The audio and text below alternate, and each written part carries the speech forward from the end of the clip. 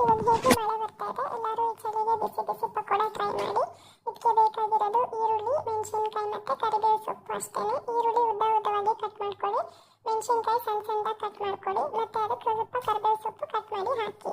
ಮತ್ತು ಅದಕ್ಕೆ ಕಡಲೆ ಹಿಟ್ಟು, ಅಕ್ಕಿ ಹಿಟ್ಟು, ಸ್ವಲ್ಪ ಸೋಡಾ, ಉಪ್ಪು ಮತ್ತು ಹಿಂಗೆ ಹಾಕ್ಕೊಳ್ಳಿ.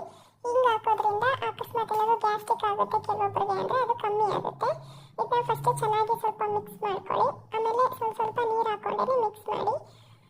ಸ್ವಲ್ಪ ಡ್ರೈ ಥರನೇ ಇದ್ದರೆ ಚೆನ್ನಾಗಿ ಬರುತ್ತೆ. ನೀರೇನಾದರೂ ಜಾಸ್ತಿ ಆಗಿದೆ ಅನಿಸಿದ್ರೆ ಇನ್ನೊಂದು ಸ್ವಲ್ಪ ಕಡಲೆ ಹಿಟ್ಟು ಹಾಕ್ಕೊಂಡು ಮಿಕ್ಸ್ ಮಾಡಿ ಸೈಡಿಗೆ ಎತ್ತಿಡಿ. ಇವಾಗ ಒಂದು ಪಾತ್ರೆಯಲ್ಲಿ ಎಣ್ಣೆ ಕಾಯಕ್ಕಿಡಿ. ಅದು ಎಣ್ಣೆ ಚೆನ್ನಾಗಿ ಕಾಯಬೇಕು. ಚೆನ್ನಾಗಿ ಕಾಯ್ದಿದೆಯಾ ಇಲ್ವಾ ಅಂತ ಗೊತ್ತಾಗಬೇಕಾದ್ರೆ ಮುಂದೆ ಒಂಚೂರು ಈರುಳ್ಳಿದು ತೊಗೊಂಡು ಅದ್ರಲ್ಲಿ ಹಾಕಿದ್ರೆ ಅದು ಕಾಯಿದ್ರೆ ಮೇಲೆ ಬರುತ್ತೆ. ಅದು ಗೊತ್ತಾದ್ಮೇಲೆ ಹಾಕಿ. ಇದು ಈರುಳ್ಳಿ ಬೊಂಡ ಬೇಯೋದಕ್ಕೆ ಸ್ವಲ್ಪ ಟೈಮ್ ತಗೊಳುತ್ತೆ. ಸೊ ಕಮ್ಮಿ ಫ್ಲೇಮಲ್ಲೇ ಚೆನ್ನಾಗಿ ಬೇಯಿಸ್ಕೊಳ್ಳಿ. ಅದು ಗೋಲ್ಡನ್ ಬ್ರೌನ್ ಆಗೋವರೆಗೂ ಬೇಯಿಸ್ಕೋಬೇಕು. ಎಣ್ಣೆ ಕಾಯ್ದುಬಿಟ್ಟಿದ್ರೆ ಕೈಯಲ್ಲಿ ಹಾಕೋಕ್ಕಾಗಲ್ಲ, ಅಂದರೆ ಬೇಕಾದರೆ ಸ್ಪೂನಲ್ಲೇ ಹಾಕೋಬೋದು. ಅದು ಗೊತ್ತಾಗುತ್ತೆ ಕಲರ್ ಚೇಂಜ್ ಆಗುತ್ತೆ ನಿಮಗೆ.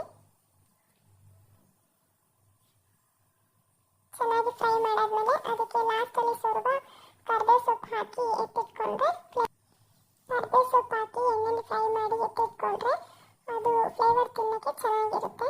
ಇವಾಗ ನೋಡಿ ಈರುಳ್ಳಿ ಪಕೋಡ ರೆಡಿ ಆಗಿದೆ. ಈ ಮನೆಗೆ ನೀವು ಅನ್ನ ಸಾಂಬಾರ್ ಜೊತೆ ತಿನ್ಬೋದು. ನಮ್ಮ ಚಾನಲ್ಗೆ ಸಬ್ಸ್ಕ್ರೈಬ್ ಮಾಡಿ.